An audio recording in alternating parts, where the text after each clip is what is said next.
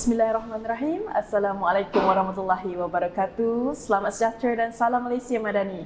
Saya Hanani Damirah, pengacara anda untuk hari ini, dan seperti biasa kita di siri Suara Wanita Selangor sentiasa mengalu-alukan panelis-panelis hebat yang memberikan inspirasi kepada wanita-wanita di luar sana. Jadi pada hari ini kita yang bersama dengan kita di studio hari ini Puan Hajah Norita, seorang yang sangat hebat yang nanti saya akan ceritakan kepada anda semua berkenaan dengan latar belakang beliau, memang sangat-sangat memberi inspirasi kepada kita. Jadi sebelum kita memulakan dengan sesi temu ramah kita, jadi saya suka untuk menceritakan berkenaan dengan latar belakang beliau. Jadi Puan Hajah Norita merupakan CEO ataupun Ketua Pegawai Eksekutif Menteri Besar Incorporated ataupun MBI Selangor, dan dengan ceritanya mula dalam jawatan ni pada Ogos tahun 2020, betul? Ya, sehingga sekarang ya.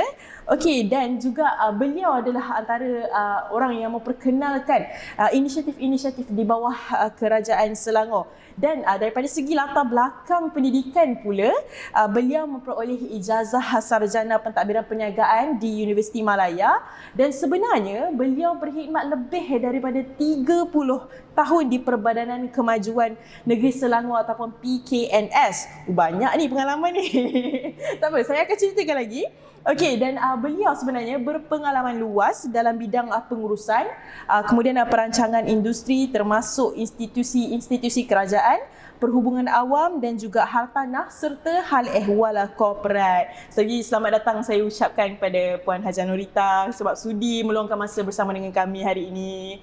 Okey, jadi kita teruskan dengan kita punya sesi pada hari inilah. Okey, soalan pertama saya nak minta Puan Hajah untuk kongsikan pengalaman menjadi wanita dan yang memegang jawatan sebagai CEO di MBI, sebab saya tahu nak jadi ketua pegawai eksekutif ni bukan sesuatu yang mudah, tambahan pula wanita, betul tak? Jadi mungkin Puan Hajah boleh kongsikan kepada kami. Okey, Assalamualaikum warahmatullahi wabarakatuh Nani ya, dan semua warga MBI dan juga warga Selangor semua. Salam Suara Wanita Selangor. Ya. Okey. Jadi nak kongsi pengalaman saya di MBI. Saya di dalam pentadbiran kerajaan ya, keseluruhannya kira dalam nearly hampir 40 tahun lah ya. 35 tahun di Perbadanan Kemajuan Negeri Selangor dan 3 tahun ni di MBI lah ya. Dan dalam banyak-banyak perkara saya bersyukur lah di atas kepercayaan dan juga amanah yang diberikan oleh kerajaan negeri kepada saya untuk menerajui MBI. Dalam tempoh orang kata Selangor dalam tempoh pertumbuhan lah ya, dan going beyond kecemerlangan. Jadi tugas yang diberi kepada saya tu memang berat ya, memandangkan MBI Selangor sebenarnya bertanggungjawab untuk menjaga aset dan pelaburan kerajaan negeri. Betul. Dan untuk itu sebagai orang yang menjaga organisasi yang menjaga aset dan pelaburan, kami perlu memastikan bahawa pertumbuhan ekonomi negeri Selangor itu sentiasa berganda-ganda. Betul. Kan? Betul. Dan memastikan peluang pekerjaan, memastikan kita punya potensi-potensi pelaburan dan juga tourism, sosial di negeri Selangor ini berada dalam keadaan yang baik ya. Dan saya sebenarnya alhamdulillah amat bertuah kerana dengan adanya ahli lembaga pengarah yang mereka jelas tuju arah organisasi mereka jelas, dan juga mantan-mantan CEO yang lain-lain ya, turut sama membantu. Ya, dan juga ketua division, pengurus kanan dan seluruh warga MBI actually telah meletakkan MBI ini di platform yang betul. Jadi bila saya masuk dah senang ajalah. Maksudnya senanglah nak bekerja sama semua, sebab semua ada di landasan yang sama. Senang nak buat keputusan, senang nak bekerja sama. Satu environment yang agak memberi benefit kepada Puan Hajah sendiri lah, betul tak? Jadi walaupun tugas dan amanah tu berat, tapi dengan adanya sokongan daripada semua pihak, kerja tu jadi senang. Dan saya yakin sebenarnya MBI ni boleh dikatakan tulang belakang pada Kerajaan Negeri Selangor sendiri, sampaikan Kerajaan Negeri Selangor sekarang digelar sebagai negeri paling maju dekat dalam Malaysia ni. Saya yakin MBI adalah salah satu faktor penyumbang kepada hal tersebut. InsyaAllah. Jadi sebagai CEO terutamanya, mungkin Puan Hajah boleh kongsikan berkenaan macam mana Puan Hajah mendepani ataupun menghadapi cabaran untuk menggalas tanggungjawab yang besar dalam MBI terutamanya, dan dalam memandu ataupun memberi hala tuju pembangunan di negeri Selangor. Saya rasa yang paling penting sekali dalam, sebab MBI ni actually adalah satu agensi di mana kita ada 24 anak syarikat. 24 anak syarikat. Dalam pada itu kita ada 20 orang CEO. Di bawah saya ada 20 orang CEO yang menjaga setiap anak syarikat ni, dan kita ada lebih kurang 77 orang ahli lembaga pengarah untuk kesemua 24 anak syarikat, dan anggota dalam grup MBI ada 7,453. Wow. Sangat ramai jadi tapi bukan saya seorang jaga, ada setiap peringkat tu ada orang yang jaga kan. Jadi saya pastikan semua orang buat kerja lah. Jadi yang penting di sini adalah mengurus manusia. Betul. Yang di atas, yang di sebelah saya dan di bawah saya. Jadi macam saya kata tadi, bila di atas tu arahan dan tujuh arahnya jelas, dan di sebelah pula ada kerja berpasukan. Kami ada KPI kita, setiap tahun kita akan bina KPI, dan akhir tahun kita akan tengok prestasi KPI. Dan di bawah pula saya sentiasa mendengar, saya perhati, dan saya cuba memahami kehendak-kehendak mereka di bawah, dan mereka juga perlu tahu expectation kami di peringkat atas. Betul. Jadi dengan itu ada kerjasama yang baiklah Jadi dengan itu semua, dengan ada KPI masing-masing, semua tahu tanggungjawab masing-masing. Anak syarikat yang bawah ni pun dia tahu berapa banyak dividen dia perlu salur kat atas kan. Dia punya KPI. Okey. Jadi kiranya how kita menggalas perkara ni, dan saya rasa kerja saya tu menjadi tambah senang untuk diurus bila kerajaan negeri sendiri telah memperkenalkan rancangan Selangor Pertama. Ianya adalah satu plan perancangan strategik 5 tahun kerajaan negeri sehingga tahun 2020 sampai 2025. Dalam plan perancangan strategik ni kita ada 4 trust dan salah satu trust itu yang paling utama adalah trust ekonomi, dan MBI telah diamanahkan untuk menjadi ketua untuk trust ekonomi lah.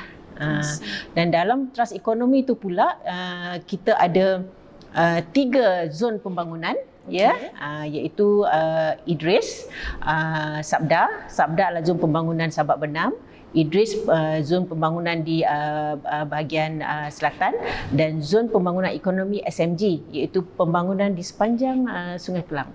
Jadi daripada 3 zon pembangunan tadi di bawah teras ekonomi, kita ada lagi 6 sektor ekonomi. Ada 9 sektor ekonomi. Maksudnya di bawah cabang ekonomi tu ada lagi 6 yang lebih kecil-kecil. Ada 9. 9. Saya, ya Allah. Lagi banyak rupanya. So daripada rancangan Selangor Pertama tu ada 4 teras. Dalam 4 teras tu ada 3 zon ekonomi. Dalam zon ekonomi tu pula ada 9 lagi teras sektor. Ada 9 lagi sektor ekonomi, iaitu contohnya halal industri, aerospace, electrical and electronic. All this adalah sektor-sektor ekonomi yang akan memacu pembangunan negeri Selangor. Sebab target di dalam rancangan Selangor Pertama adalah untuk memastikan Selangor mencapai pertumbuhan ekonomi 6-7% setiap tahun. I see. Dan saya dengar juga Selangor merupakan satu-satunya negeri setakat ini yang membawa inisiatif rancangan Selangor Pertama ni, which is sangat-sangat bagus, dan dia menjadi satu pemangkin kepada negeri-negeri lain untuk turut mengikut jejak kerajaan negeri Selangor. Jadi saya rasa itu adalah suatu benda yang perlu kita banggakan dan perlu diwawakan sebenarnya kepada orang ramai, sebab kita pun nak bagi tahulah dekat orang macam mana baiknya pentadbiran kerajaan di negeri Selangor Selangor ni.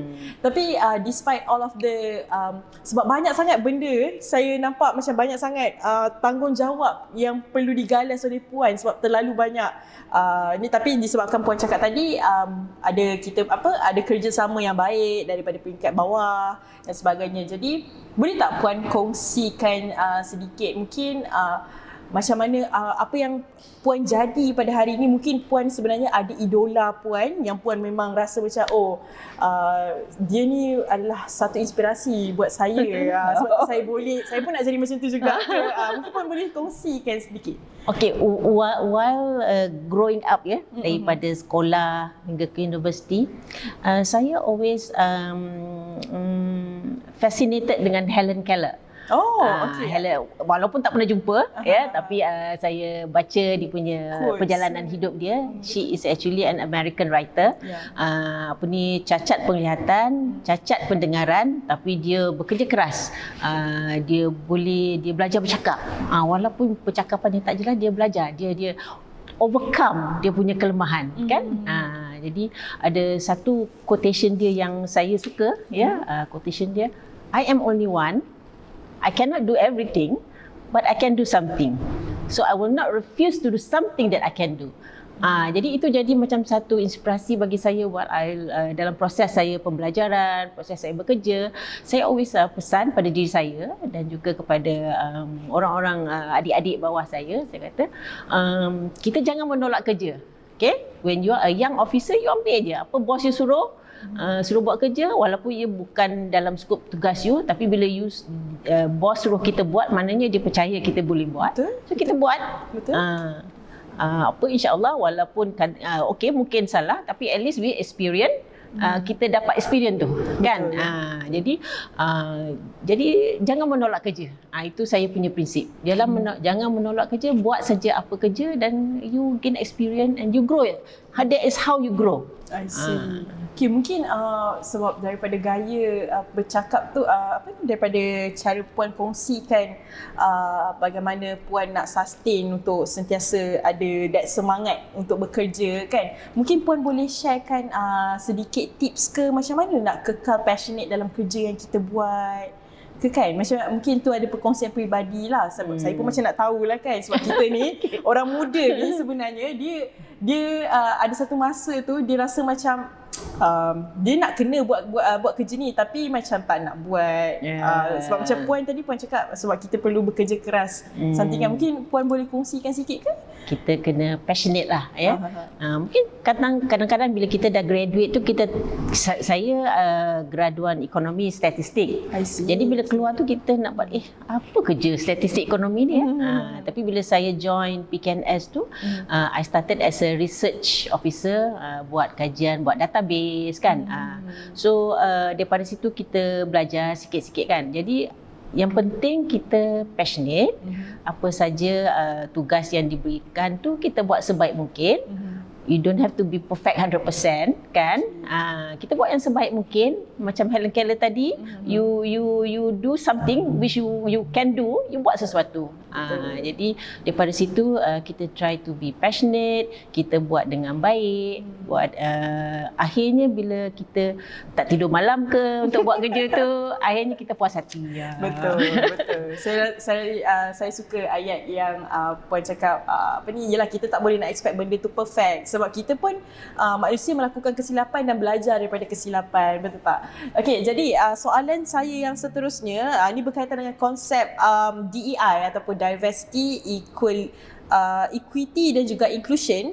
Okey, di mana konsep DEI ni menjadi fokus utama dalam fokus kepimpinan wanita ataupun women leadership lah. Dan profesional di Malaysia dalam bidang masing-masing dan menyumbang kepada ekonomi negara dan keluarga. Jadi apa pandangan puan berkenaan dengan konsep ni? Equality. DEI, diversity, equity dan juga inclusion. Very big words. Okay. Pada saya semua orang manusia, baik lelaki, baik wanita. Dalam kita baik kita di rumah, baik kita di pejabat, kita perlu sama-sama ganding bahu. Kena ada wanita, kena ada lelaki. Even kalau you tahu dalam statistik Negeri Selangor tahun 2022, sekarang wanita 47, kita jumlah penduduk 7 million. Ya, wanita 47%, lelaki 53%. So hampir-hampir samalah kita. So actually wanita menyumbang 47% towards the growth of the economy, right? Jadi we are equal in that sense. Kita wanita dan lelaki mendapat peluang pendidikan yang sama. Kita mengaji dengan ustaz yang sama. Kita pergi sekolah yang sama. We go to the same doctor. So the equality is in that sense, ya. But of course masing-masing ada strength dia masing-masing, ya. Kalau lelaki tu keras, wanita ni lembut sikit, kan. So dalam apa hal pun saya always percaya kepada kita ada balance. Kita bersederhana tapi kita buat sebaik mungkin. Betul. Sebab saya rasa sekarang ni macam tak berapa nak relevan bila orang membanding-bandingkan wanita ni tak ada memberi apa-apa sumbangan kepada negara dan sebagainya, dan cuba macam tadi pun sebenarnya sebelum ni saya temu ramah salah seorang panelis. Dia berkongsi sebenarnya daripada peringkat pihak berkuasa tempatan sendiri dah wujudkan kuota. Macam kita tahu sekarang ni parlimen lah, Dewan Dagangan Negeri lah, diorang sekarang ni towards untuk merealisasikan kuota perempuan, wanita dan sebagainya. Tapi masih lagi tak dilaksanakan. Tapi ada di beberapa peringkat bawah sebenarnya dah ada pun benda tu. Okey, jadi soalan saya yang seterusnya mungkin soalan tambahan lah kot kan. Macam Puan sendiri as a CEO dan wanita, pernah tak Puan rasa macam ada that kind of satu persepsi ataupun kita panggil macam boleh kata cabaran lah daripada segi macam mana nak cater dengan kepimpinan lelaki ke? Ada tak that kind of cabaran yang Puan pernah hadap? Kita menghormati antara satu sama lain, ya. Lelaki ada ego, wanita pun ada ego juga. Kan? So we respect each other, we respect each other opinion, ya, dan kita cuba berbincang dengan baiklah, because macam saya kata tadi, both of us, lelaki dan wanita, mendapat peluang education yang sama rata. Jadi kita have same experience, ya.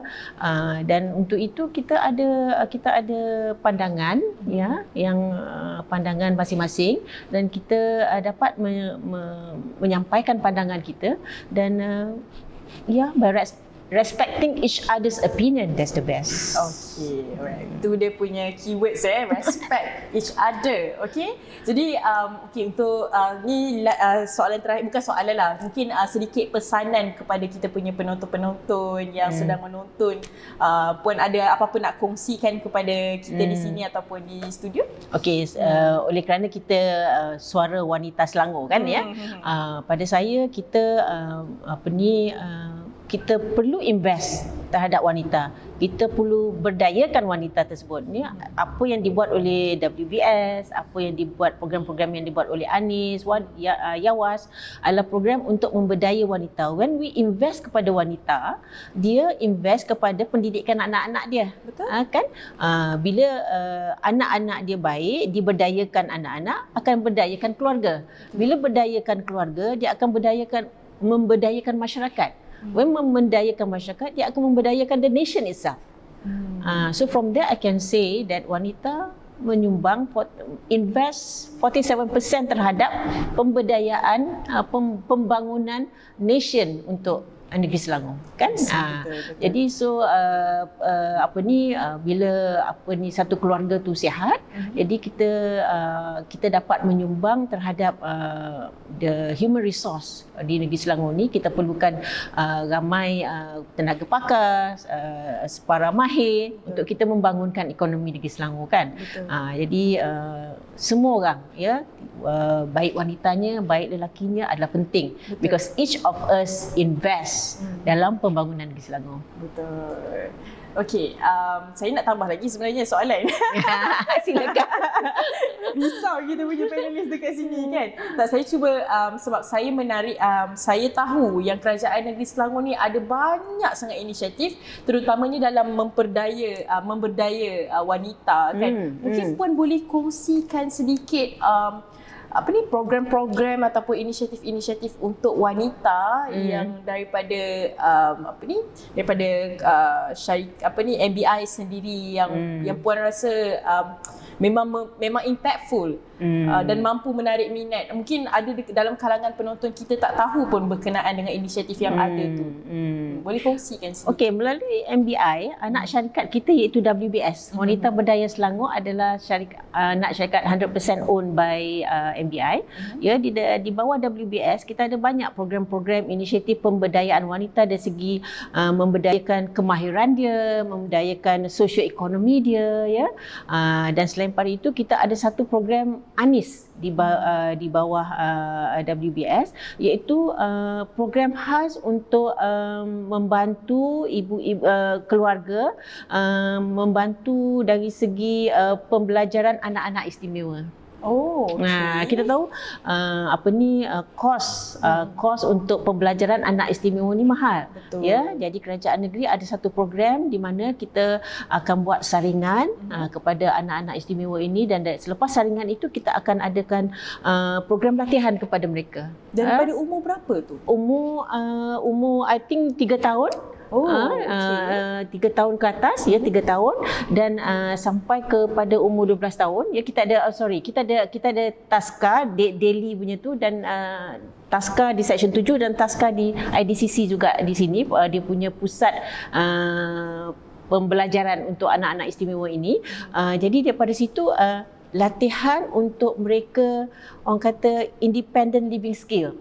Kan, daripada latihan di sini mereka dapat berkomunikasi, dapat menjaga penjagaan diri mereka sendiri.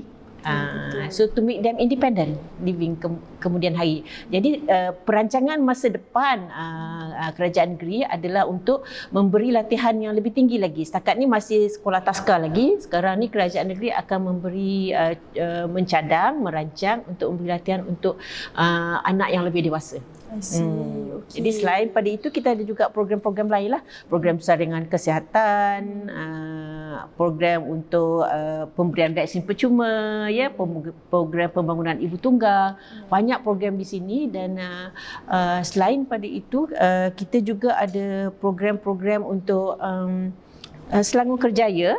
Ianya adalah satu program di mana kita tahu ramai kadang-kadang anak-anak muda bila mereka masuk ke dalam alam pekerjaan, the skill that they have tak sesuai dengan industri. Betul, saya sangat setuju. Ya, jadi Selangor Kerjaya ini membantu, ini program yang dibuat oleh kerajaan ini bersama-sama dengan MBI. Jadi Selangor Kerjaya ini is upskilling skill yang dia ada, ataupun ambil skill baru. Contoh, kita ada macam Nani pandai berkomunikasi, tapi mungkin you nak cari skill lain, skill editing ke. Yes, okey. Jadi program ini boleh bantu you untuk upskill skill-skill yang lain lah.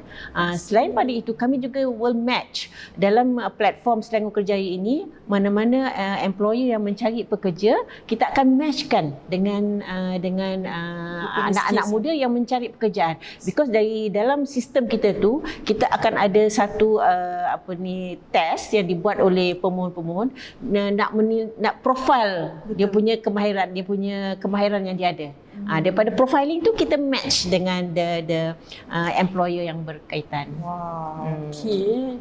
Saya rasa sangat bagus sebab kadang-kadang tu anak muda ataupun graduan terutamanya, diorang ni tak tahu pun platform mana sebenarnya diorang nak mula benda-benda tu semua kan.